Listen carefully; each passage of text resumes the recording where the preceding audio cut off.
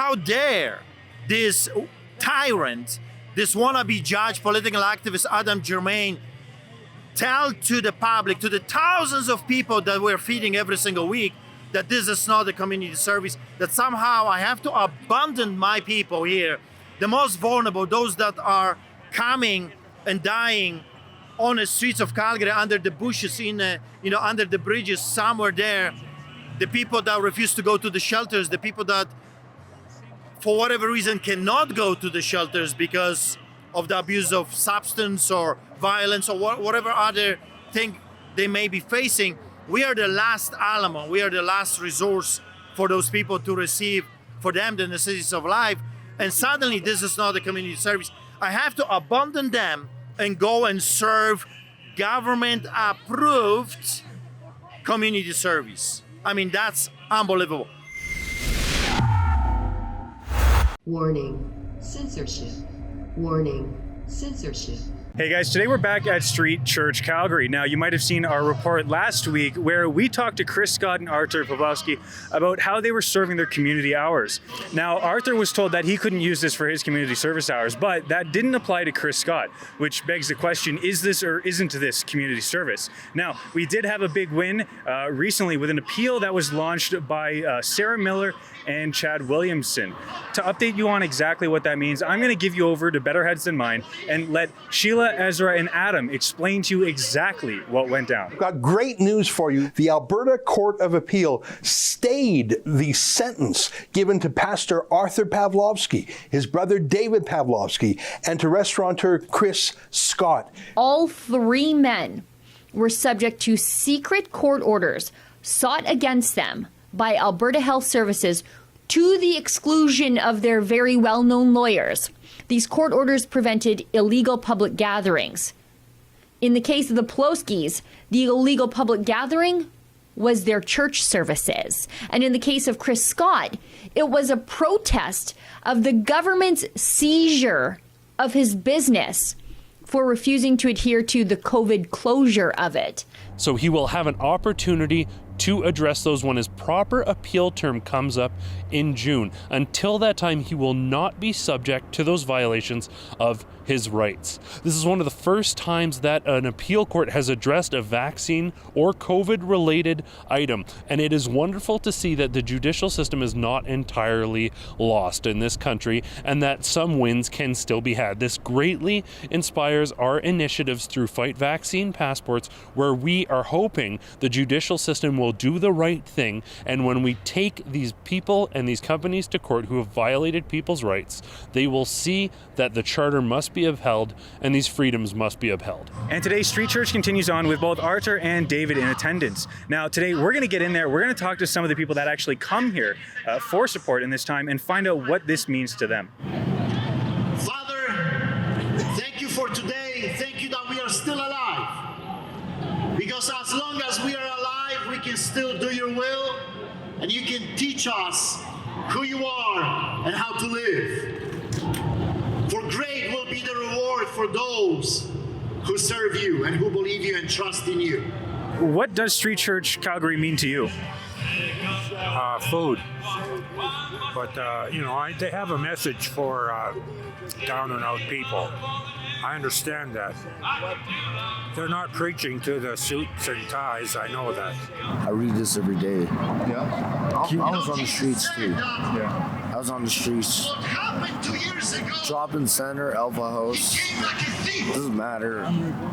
But I've been trying to change my life around.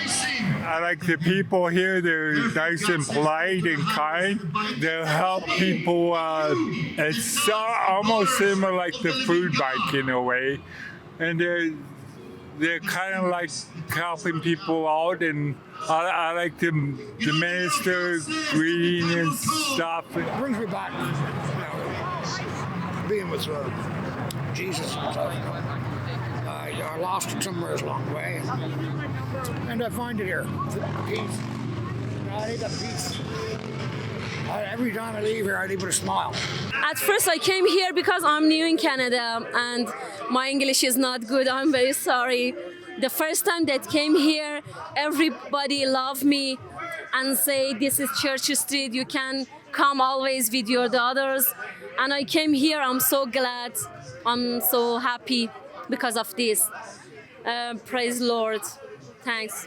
And you came here, they provide free meals for those who are marginalized, those who are homeless, a wide range of people. And for yourself, you were new to Canada, and that's what brought you here. Just as like an extra help. You know, everything is good because Christian people love everybody, you know, helps everybody, especially the homeless. We should help and we should helpful. We should love the people. I love you. I love all the peoples. I love all my brother and sister in all the world. I love them. I'm a widow, to be honest, more than once. I used to prostitute. I've dealt with the Child Welfare Act, and I've gone homeless in and out. They've loved on me. I'm thankful that they're not perfect, and me as a daughter and a sister in Christ, I'm not perfect either. So Artur Pawlowski, he was recently in court and he was issued 120 hours of community service. But the judge said that he couldn't do those hours here, and he said that this basically wouldn't be qualified for community service. So I want to ask you, especially in the winter times, what would it look like if this wasn't here? Oh my! It wouldn't be good. They bring so much. Makes you feel like you want to be alive, you know, the extent of, well, you want to be alive. Some people don't want to be alive. There's lots of people in that lineup don't want to be alive. I know them. I was one of them. But God keeps pushing me on somehow. No, it's community service. It's a good job. And Art should be able to do this in the future. The courts and the police should leave Art alone. And speaking of leaving them alone, they were trying to shut this down. They've been trying for a long time. But what would it look like in Calgary if this wasn't here during the wintertime, which can be especially burdensome for many? A lot of people would do a lot of suffering.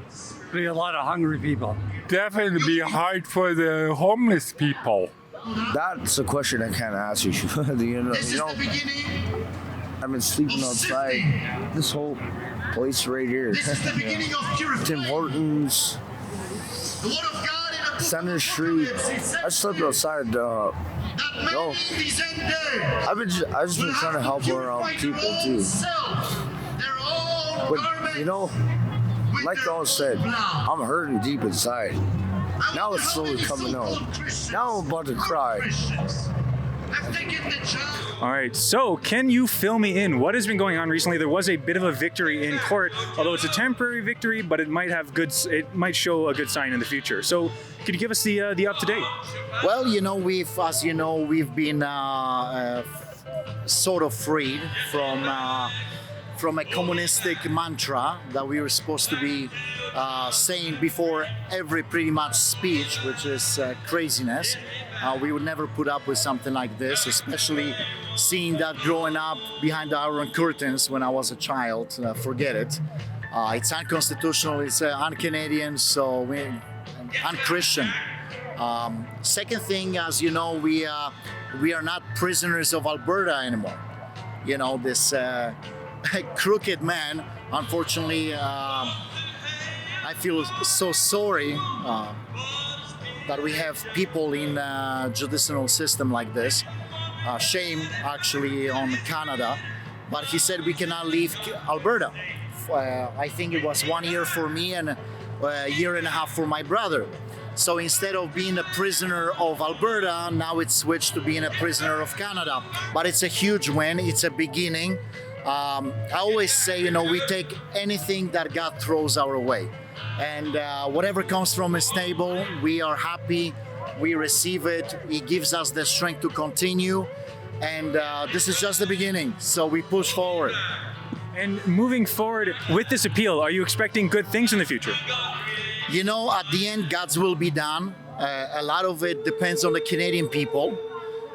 If Canadians want to stay free, then I suggest that they wake up quick. And we can win this country back. We can bring sanity once again to the great Canada that I remember when we first came here. And when I received the citizenship, we sort of made a covenant with Canada that the Charter of Rights and Freedoms and the Bill of Rights will be upheld. And that's when I gave my oath, that's what it was. Now the government, unfortunately, is breaking every law in the book. It's breaking the oath, and God's will be done. God's will be done. I know one thing: if you're with God, you're always the winner. When you walk with God, you're always the majority. So God's will be done. God is a good God. He's still on a throne. He will always be on a throne. So you were just talking about the difference in, I guess you call it, service and support for those people who are being marginalized, and the difference in Poland versus Canada. Could you explain what you were saying? Yeah. So I saw in Poland that it's still different, because they try to help Polish people, even if you have some kind of problem, etc. So it's you feel that help from the government sometimes, But here I saw the difference that every one of us could be homeless, could end up on the street. And in Poland, in your mother country, you can still feel the safe because everyone is the same culture, the same language, and we can help each other. But here in Canada, in big country like that, where there's lots of different nations, it's hard. You sometimes feel alone, sometimes you don't feel that help, from the neighbors and from the other people. They selfish sometimes, and they just see the homeless and they do nothing, but they forget that they are also someday they can end up like that. So you provide a bunch of the food. What do you think about the judge's decision? They told Artur he had to do 120 hours. It's a good start to a good recovery for him. Well, what do you think that he wasn't allowed to serve his community hours here, feeding the homeless and those who are otherwise marginalized? What do you make of that judge's decision? Poor decision. Very, very poor decision. Art does more than anybody that I've ever seen do for the homeless. For 20 years to put up with this all, you have to be down here to see how much work he puts into this. Artur, he recently had to go to court, and the judge gave him 120 hours that he had to do community service. But the judge said that he couldn't do his community service here. Do you think this should qualify as community service? This is very nice. This is very good because the people understand, when you was the some place that you are, the place like home, you can say everything, When you was in the street, a lots of people come and love, because, for example, me, I was alone. I don't have any family or friends here. When came here, good experience, My daughter is love here. Every week, 3 times we came here. At the night, this time, the same as now. I love here. I know the people love here. These are so friendly, and always say, I love you. And I love you. And say, God bless you and your family. This is very nice. I love it. Thank you so much. Well, we're still subjected to a number of restrictions. However, the big thing is that I can actually preach the truth without having this thought in the back of my mind that I might be arrested for preaching the truth and not willing to tell the public the government-approved lie that the mainstream media is giving to the people, the courts, and the politicians. So that's a huge victory for me, because the whole thing is about being able, as a pastor, as a clergyman, being able to tell people what's in my heart, what the Bible is teaching, to tell them the truth. Another big thing is that I can finally travel without being subjected to a tyranny of the government and, facing potential arrest every time I want to speak at a different rally or go and visit a different church in another province. So it's a huge victory. I think those were always the 2 biggest giants, if you will, Goliaths, that we were fighting with, being able to travel and being able to speak the truth. What's the most shocking thing for me at this moment, outside of those 2 main things, is the notion that what we're doing here is not a community service.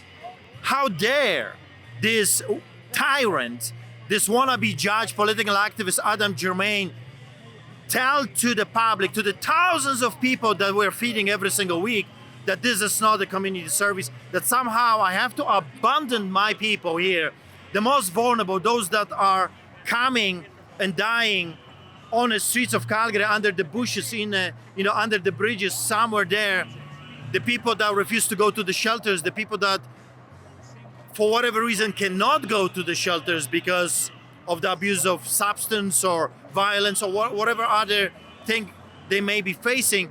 We are the last Alamo. We are the last resource for those people to receive, for them, the necessities of life. And suddenly, this is not a community service. I have to abandon them and go and serve government-approved community service. I mean, that's unbelievable. Another shocking thing for me is that last week I had to give up almost $50,000 for me and for my brother David. I had to take the money that were given by the donors to save lives, to feed the poor. I had to take that money and give it to the Nazi Communist Party of Alberta, the AHS. That was a hard thing to do because I don't want to support those villains. I don't want to give them anything. Those people should be paying us for the services we're doing to the community, not the other way around. And just to hammer that point down, so AHS, they've basically taken $50,000, not from you, but literally from the homeless, the most marginalized. And this is the Alberta Health Services. That's exactly. And remember, they're doing this for their health. They're doing this to save lives. They're doing this to protect the public. And they're stealing almost $50,000 literally from the mouth of the most vulnerable people on the streets of Calgary. I think this is the saddest part of the whole thing. This is the most bizarre, I would say, that you're doing this to save lives by stealing from the plates of the homeless men and women. And as you could see, we have not just the homeless people here, we got families with children. We got people that have lost their businesses, they've lost their houses, they've lost their abilities to make money, and they all are coming to us. Because you got to remember, we're not just feeding the homeless people. We're feeding hundreds of families during the week that don't come here. We deliver food to them, or they come and pick it up from our storehouse. So we're not just on the streets of Calgary. We have halfway housing as well, where we take people off the streets and we place them there for time being until they can find work and they can put, their strength together and cut the abuse, drugs or alcohol or whatever is holding them down, and for them not being able to be part of the society. So we are not just on the streets, we're doing so much more. And I should mention, you were the very first Fight the Fines client. And now that we're seeing a bit of the light at the end of the tunnel in your case, do you think that's going to transcend in all of these other Fight the Fines cases are going to have a bit of an uptick in their resolve as well? 100%. I believe we're already seeing that. I really believe that what people need right now is a glimpse of hope. And I think that case is giving them. I mean, I'm fighting those people for many years, 2 years under the COVID craziness. And when the people see that I'm still standing, and not just me, my brother David and the whole church, we're strong, we're healthy, we're doing more, not less, then they will realize that we can win this. We can actually win this fight against the corruption of the land. We can do it because human psychology, human nature is this: if you can do it, that means I can do it as well. You're no different than me. You got 2 legs, 2 arms, and a head. If this man can do it, I can do it as well. And I think that's the story. If Artur Pawlowski, David Pawlowski, Chris Scott, and others, if they can do it, I can do it as well. Let's just keep fighting, keep pushing, keep exposing the lie so the truth can be manifested left and right. Thanks for tuning in, guys. I hope you liked what you heard. Now, unfortunately, because these people, like I said, are most marginalized, many are homeless, many are suffering things that most of us would be oblivious to. So as we were getting in there, obviously a lot of people were a little shy to speak to the camera. Some literally broke down in tears as we tried to talk to them. So I hope you appreciate what it takes to be out here. And if you think it's wrong that Justice Germain would tell Artur Pawlowski that he couldn't serve his 120 hours of community service here, helping the homeless, helping the marginalized, you got to go to firethejudge.com. Reliable News, I'm Sidney Fazard. Thanks for tuning in, and let me remind you to go to saveartur.com. That's where you can go to donate directly to his legal fight, and donations do qualify you for a charitable tax receipt.